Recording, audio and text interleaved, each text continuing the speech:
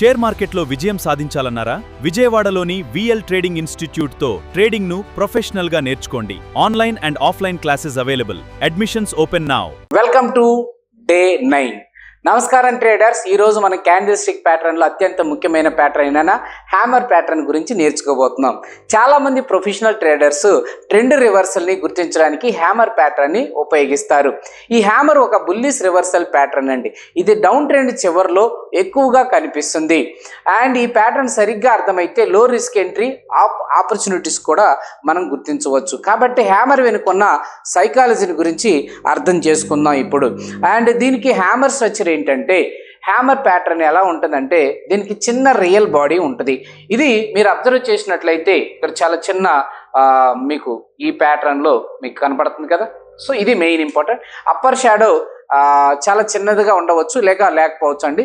Lower విక్ సాధారణంగా body కంటే కనీసం 2 రెట్లు పెద్దగా ఉంటుంది. గుర్తుపెట్టుకోండి. చూడటానికి ఇది ఒక సుత్తిలాగా కనిపిస్తుంది, కానీ అందుకే దీన్ని హ్యామర్ అని పేరు వచ్చిందండి. హ్యామర్ సైకాలజీ ఏంటంటే, హ్యామర్ వచ్చేసరికి మార్కెట్లో డౌన్ ట్రెండ్లో ఉంటుంది. సెల్లర్స్ ప్రైస్ని బలంగా కిందకి తీసుకెళ్లారు. కొంతసేపటి తర్వాత బయ్యర్స్ మార్కెట్లోకి ఎంట్రీ తీసుకున్నారు. ఇది మనం అర్థం చేసుకోవాలి. వాళ్ళ ప్రైస్ని మళ్ళా పైకి లాగారు. చివరిగా క్యాండిల్ క్లోజ్ అయిపోయి ఓపెన్ దగ్గర లేదా ఓపెన్ కంటే పైన ఉంటుంది. దీని అర్థం అది. అంటే దాని మీనింగ్ ఏంటంటే సెల్లర్స్ బలహీన పడుతున్నారు అండ్ బయ్యర్స్ స్ట్రెంగ్త్ పెరుగుతుంది. అంటే ట్రెండ్ రివర్సల్ వచ్చే అవకాశం ఉంటుంది. ఇది మనం అర్థం చేసుకోవాలి.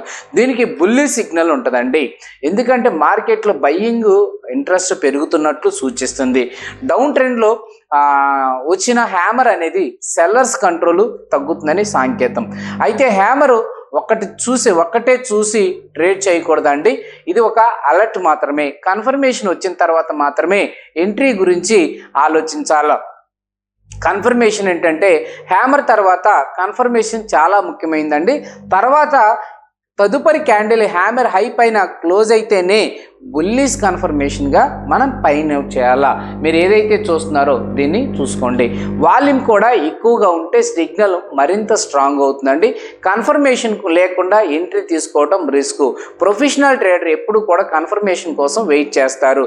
దీని యొక్క ఎంట్రీ రూల్ ఎప్పుడు కూడా మనకి దీని తర్వాత ఏదైతే మీకు ఇప్పుడు క్యాండిల్స్ చూపిస్తున్నాను, ఫస్ట్ దీని తర్వాత ఎంట్రీ బ్లూలో క్యాండిల్ క్లోజ్ అయిన తర్వాత మాత్రమే మనం తీసుకుంటాం. పేషియన్స్ అనేది సక్సెస్ఫుల్ ట్రేడింగ్కి చాలా ముఖ్యమైనదండి. కంపల్సరీ స్టాప్ లాస్ ఎక్కడ పెట్టాలి అంటే దాని కింద ఏదైతే ఇక్కడ పెట్టుకుంటామో దీని కింద స్టాప్ లాస్ పెడతాం. రిస్క్ మేనేజ్మెంట్ లేకుండా ఏ ప్యాటర్న్ కూడా ప్రాఫిట్ ఇవ్వద్దు. కాబట్టి స్టాప్ లాస్ కంపల్సరీగా ఉండాలండి. మీరు ఇది చూసినట్లయితే అండ్ మొదట మీరు ఏం చేస్తారంటే సమీప రెసిస్టెన్స్ని మనం చూసుకోవాలి. అంటే టార్గెట్ ఎంత ఉంది అనేది కూడా మనం అర్థం చేసుకోవాలా. టార్గెట్ 1:2 మినిమం పెట్టాలండి, లేదా 1:3 ఉండాలి. ఫర్ ఎగ్జాంపుల్ 100 రూపాయలు రిస్క్ తీసుకుంటే 200 రూపాయలు లేదా 300 రూపాయలు ప్రాఫిట్ టార్గెట్ ఉండాలి. ఈ వీడియో మీకు నచ్చినట్లయితే లైక్ చేయండి, షేర్ చేయండి. Thank you very much.